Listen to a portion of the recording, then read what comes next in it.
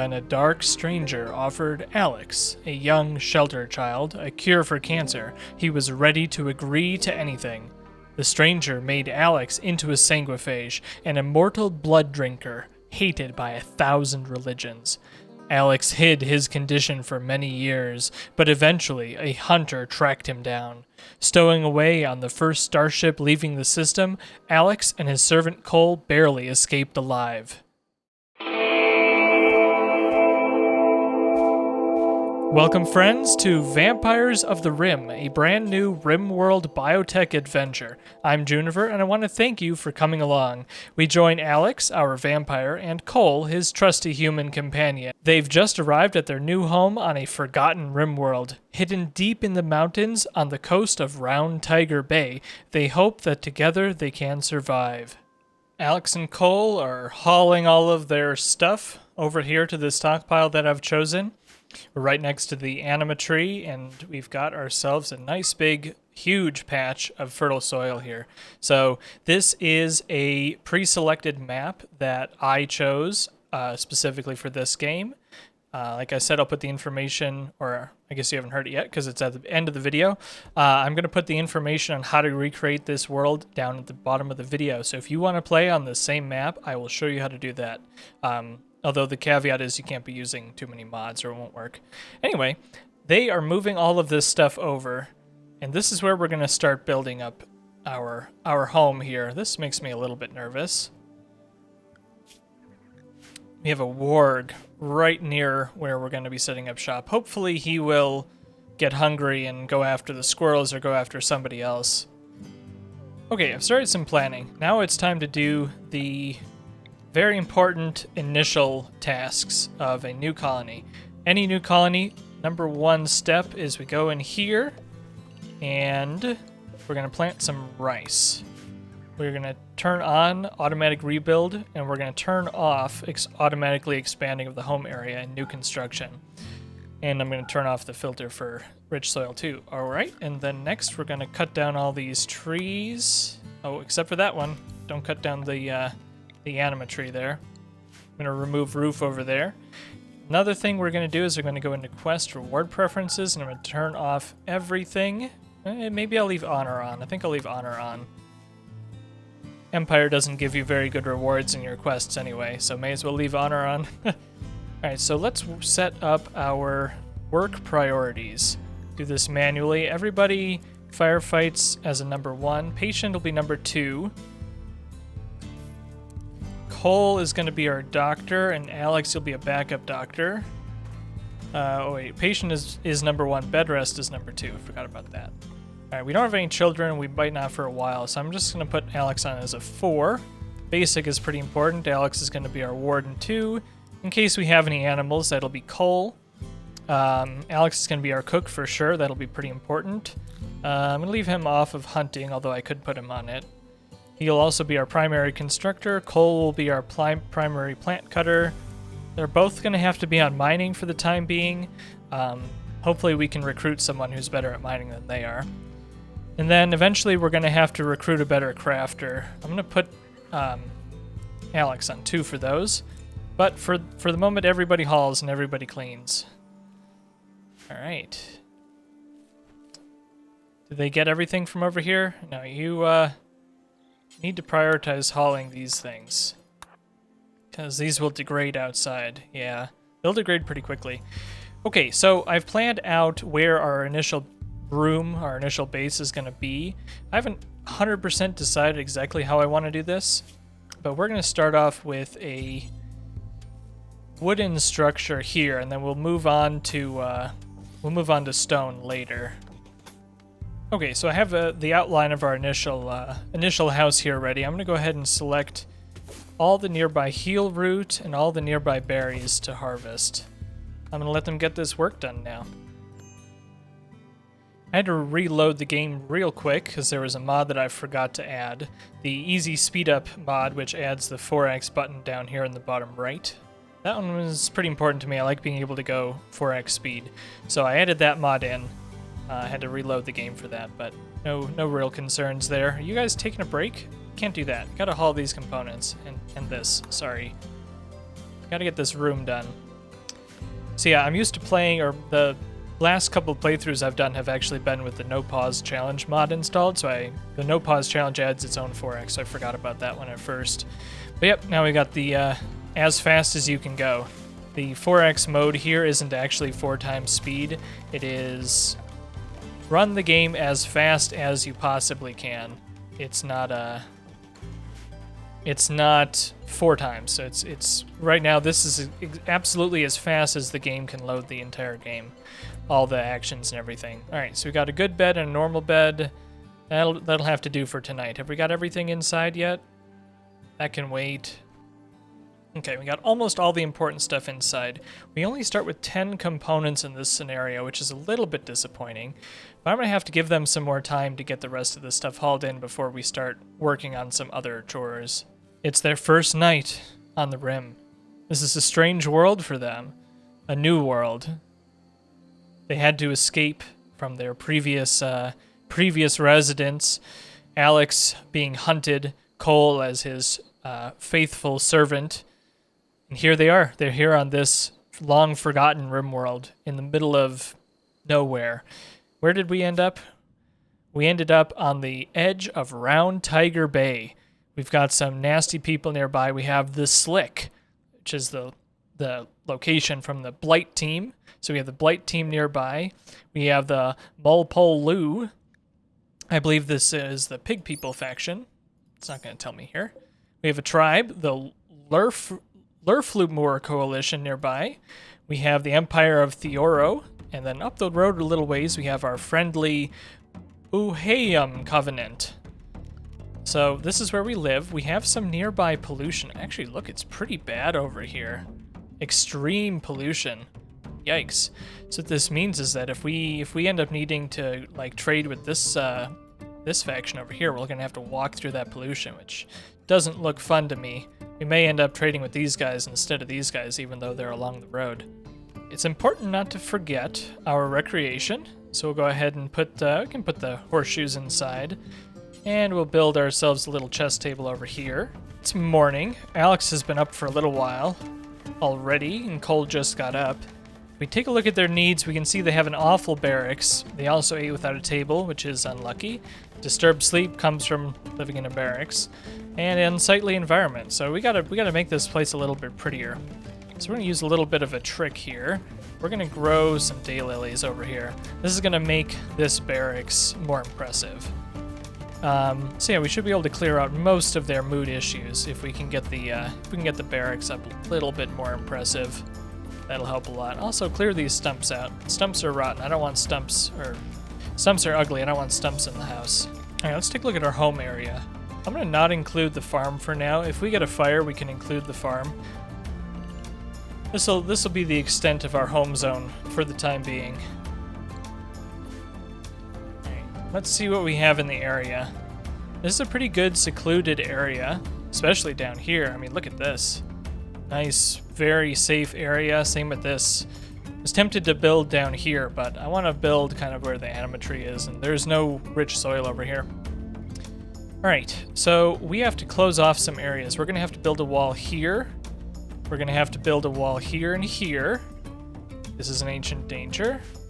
This is the new mechanitor stuff. So if we want to do a mechanitor, we'll have to come here and deal with this. But this section here, like kind of in a line down this way, this is where we're going to have to build a relatively big wall because, well, actually, no, I lied. We can just do it here. We don't need this area yet. We can build a wall here.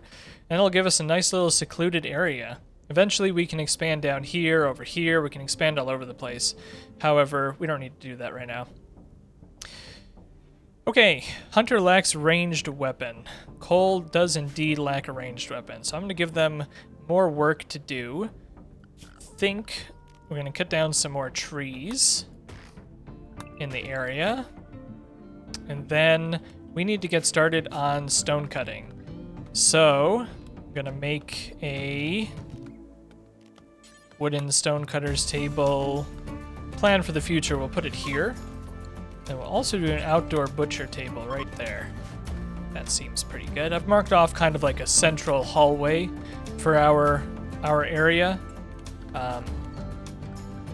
The anima tree is going to be right in the middle of it, which is fine. There's really no problem with building next to the anima tree. It has a offset, so the grass will grow slower, I believe.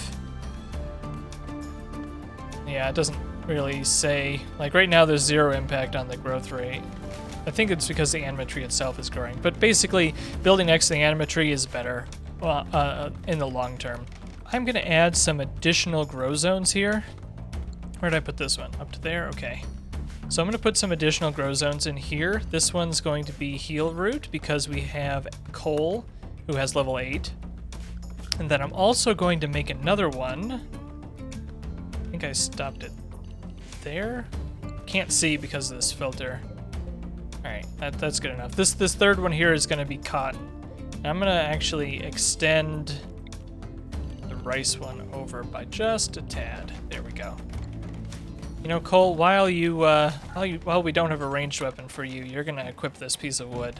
Just in case something happens. Alex has a pretty decent steel longsword, but we're going to need better weapons going forward. Has that warg left our area yet? Okay, he's moving up to probably eat this rat. I really hope he leaves and goes somewhere else. Don't want him trying to decide that we are a tasty meal. This is a pretty big map, so he should have plenty to eat. Okay, now that we're getting a little bit further, I've set up a stone cutting job. I'm actually going to set up a butcher creature job. And do that forever. Because, this is a good opportunity for me to go through our ideology. So this is the Way of Blood. The Way of Blood. Many trace the mysterious origins of the Sanguophage to an ancient magician, Bram Lugosi. It is said his magic transcended the bounds of mortality, and he formed an inexplicable bond with blood. Deriving his power from the draining of others, he became an unstoppable force. Centuries later, we follow this same path, the Way of Blood, to conquer all others.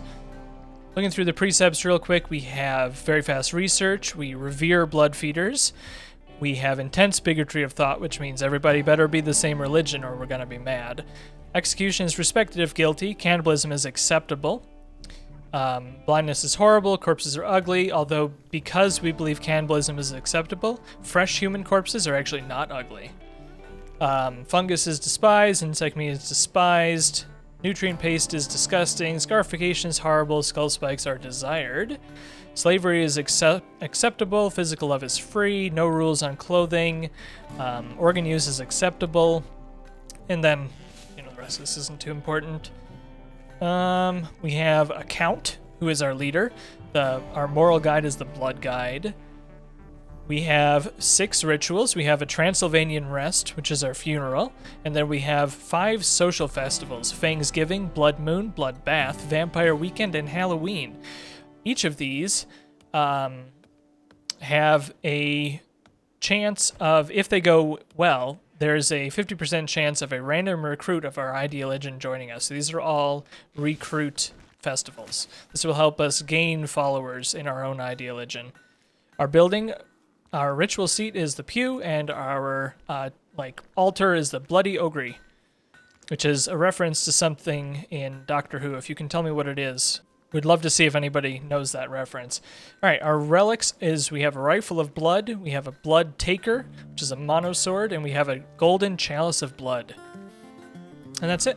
That's our ideology. We also have primarily techist style, with our secondary style is morbid. It's the morning of our 3rd day here on the Rim, although I guess it says 2 days. It's the morning of our 2nd full day on the Rim. We still lack a ranged weapon, we need some defenses, we have idle colonists, and we need a meal source.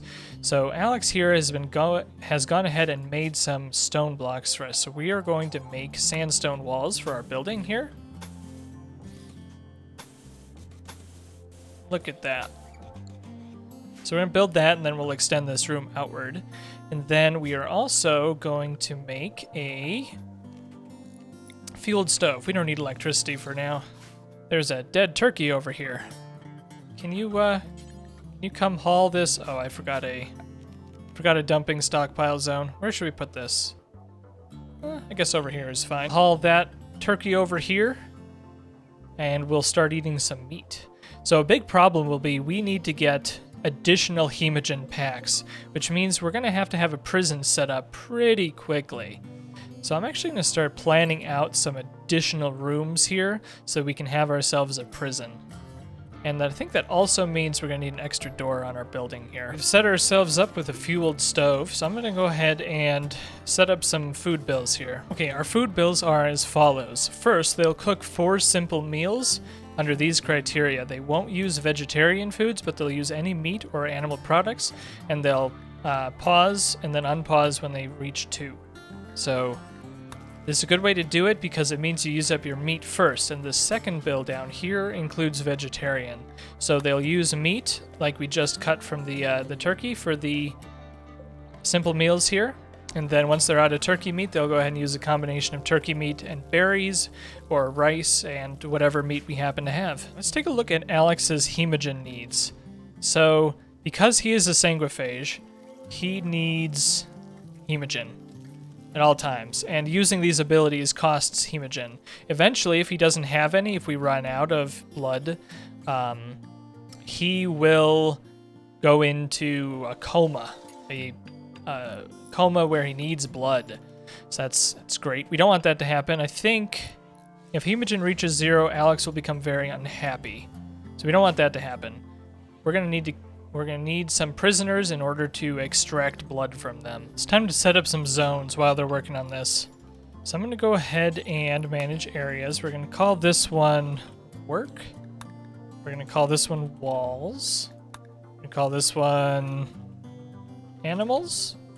Maybe like safe, or I guess we can do like inside. All right, so let's set these up. Inside right now is just here.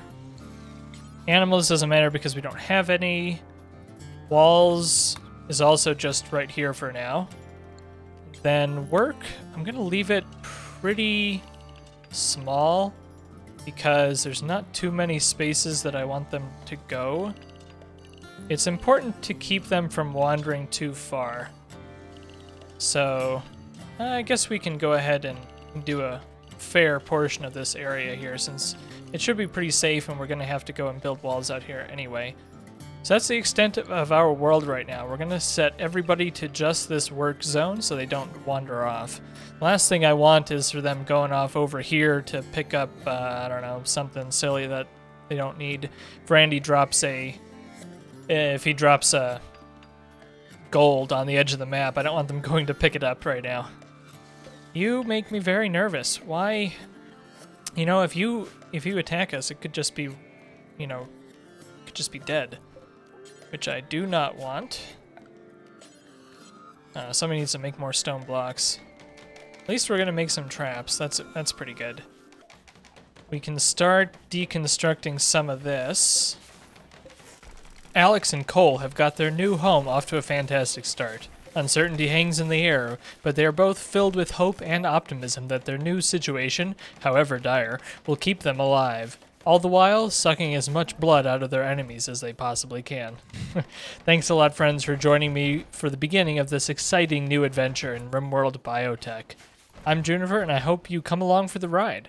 If you're interested in the game setup, the couple of mods that I have installed, or how you too can play on this map seed, stick around. I'll go through all of that in the next few minutes. Thanks again. Let's get started with our new colony. So we got a new colony here. We're going to use the new scenario that was added with the Biotech DLC, Sanguophage. Pretty straightforward, not making any changes to this. I'm not going to go through this here. We're going to play with Randy. Losing is fun. Reload anytime. All right, I'm going to use a very specific seed for this. I'll put the information on this seed down in the description below, so if you want to play in the same map, you can play along. However, please note that if you are using any mods, the more mods you have, the more likely it is that the seeds will end up different, because having mods installed can change how the world generation works. So as long as you have no mods or very few mods like I do, the same exact seed with the same exact settings should work fine for you. Go ahead and generate the world. All right, we're going to be looking down here by Round Tiger Bay. So I think this is our spot. It sure is. We've got mountainous terrain, sandstone, limestone, and marble, year-round growing, a western coast, and we also have mountains and no caves. Pretty close to 3 different settlements for trading options, so we can send caravans out that way. I'm going to select a 275 map. This is very important. If you're playing along, you have to select 275 here, and not making any changes to the factions. There we go. For the ideology, we're going to create a custom fluid ideology, and I've already created one here, so I'm going to load that up. Here we go, the Way of Blood. I'm not going to go into all the details here, but basically, we revere blood feeders, and we have the ability to change this going forward. We can add additional memes later on and change some of our precepts if we like. Let's choose our people. So I'm using a mod called Random Plus, which allows me to add this filter. So I'm going to set the filter to Vampire here that I've already chosen. And this filter, I'm looking for someone with some decent construction, good social skill, and specifically the Iron-Willed trait, just to make sure that our main character here doesn't break down a lot. And then some of the other options is only start health conditions, and incapable of any, or not incapable of any. Then for ages, I've set the minimum at 18. This is important because under 18, their body size isn't full-sized. Then for vampires, it doesn't really matter what the upper limit is since they're kind of different. All right, I'm going to randomize until we find who we're looking for. Meet Alex. Alex is a 31-year-old Sanguophage. Sanguophage is one of the new xenotypes from RimWorld Biotech. Sanguophages are ageless, deathless superhumans powered by archotech-rated archites in the bloodstream. They are beautiful and extremely intelligent. They can heal any injury, never suffer from disease or poison. In combat, they can launch deadly spines and heal injured friends. The price is that Sanguophages must consume hemogen derived from human blood to survive, and they must periodically death rest for long periods. They are easily destroyed by fire and slowed down by ultraviolet light. That's pretty exciting. So, Alex is pretty good here. He's not incapable of anything because we set that. He comes carrying some hemogen packs, which is very important. He's pretty darn good at construction. He's pretty darn good at melee because that's part of the species. These green lines mean that Sanguophage is influencing his skills. He's also pretty good at intellectual and pretty good at social, quite good at social, and he's also capable at cooking. So, all right, for his traits, we set him up with Iron-Willed for sure because of our filter, and then we also chose Jogger, or we rolled Jogger. He's incapable of none, and he comes with these special cool abilities like Blood Feed, Long Jump, Piercing Spine. That's pretty cool. Yeah, so all in all, Alex is looking like a great leader for our colony here. A great Sanguophage leader. Took us 6,795 rolls to get this. So if we were sitting here clicking the random button without the Random Plus mod, we would have had to click 6,795 times to get this character. However, you know, that doesn't make this character not possible to get at all. Like, this isn't using Prepare Carefully. We're just using Random Plus, which just clicks the button for us until it finds what we're looking for. It doesn't actually create characters that we couldn't get otherwise. So it took a lot of time to find this character, but we did. All right, next up we're going to make our human. So I have the same sort of thing. I have a human, which is, they have to be good at shooting. I'm actually going to set this up to Burning Passion in shooting. Save this. They have to be reasonably decent at cooking, they have to be pretty good at plants, and they have to have some passion in medical. And for them, their age restrictions are tighter. They can have a maximum age of 30, and then the same health conditions and incapable of, etc. So let's see what we get. This could take a long time. Meet Cole, the herbalist. Cole is going to be our baseliner, who is accompanying Alex here in the out in the wild. He has a very interesting traits combination here. He's both kind and bloodlust. So while bloodlust makes him 4 times as likely to start a social fight, kind overrides this because he will never start a social fight. I believe that is what will happen. I guess we'll find out if the bloodlust wins over kind, but I believe these kind of cancel each other out, and hard worker is a great trait in and of itself. He's 20, which is great age. He's going to get good at shooting very quickly. He's already great at plants, and he's already great at being a doctor. So the only thing we're kind of weak on is cooking and mining. Mining is kind of whatever. I mean, we're going to need to do some mining, but we can definitely recruit some people for that. And cooking is kind of low, but, you know, we'll make do. We'll make do. Alex is going to be our cook. All right, so I'm going to also re-roll the world pawns. I'll show you here. I have a crafter world pawn setting. So I'm going to re-roll each of these guys. Two as crafters, 2 as doctors, and 2 as planters, and then go from there. So what this means is that if we run into any of these 6 people out in the world, we're going to want to recruit them. It says left behind here, but that doesn't actually mean they're left behind. It means that they have a chance of being a world pawn. So different events, different raids, different things, any of these people could be mixed up in there, and they all have burning passion shooting, for example, and then obviously, like I said, we picked several to have good skills that are useful. And I also re-rolled them until they had mostly pretty good traits. So I don't want to spend a lot of time here just because this doesn't come into play a lot. But if we see Olaf, Xavier, Honey, Blas, Sienna, or Daiki, probably mispronouncing some of these, if we see any of these out in the world, we should try to recruit them however possible. All right, well, here we go. It's time to start. Let's look through the mods real quick. Not too many installed. Core, Royalty, Ideology, and Biotech are all installed, of course. We have Harmony because everybody else, all the other mods require it. We have P Music, which adds a bunch of amazing music to the game. I highly recommend P Music. Camera Plus lets us zoom in a little bit closer. Follow Me lets me follow a character and have the camera pan along with the character. Random Plus is a very, very useful mod for re-rolling your starting colonists very easily. I highly recommend this one also. Fahrenheit and Celsius shows both Fahrenheit and Celsius on the screen. That's pretty standard. Here's an upscaling mod for the textures just to make it look a little bit better. And then this one also helps with upscaling the pawn textures. But otherwise, that's it. It's basically 100% vanilla.